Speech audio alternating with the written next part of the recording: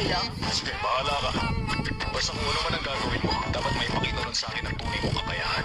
Patunayan mo sa akin na higit pa sa nakita kong retoon ang kapangyarihan mo. Oo ba? Eto na.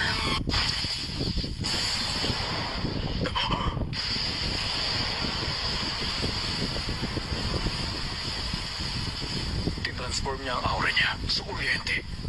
Hindi naman imposibleng gawin kung talagang iisipin. Pero hindi pa rin kapanipaniwala na natutunan niyang gamitin ang ganitong ability sa loob lang ng 4 na araw.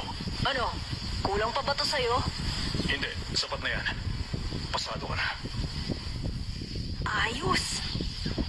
Pero imposible pa rin ma-develop ang ganyang uri ng abilidad sa loob lamang ng ilang araw. Para makontrol mo ng ganyan ang kuryente, kinakailangan mo sanayin ang katawan mo na napakahabang panahon para mamanhid sa epekto nito. Sino ka ba? Mula ka panganakan. Bahagi na ng buhay ko ang kuryente. Pero personal ang dahilan.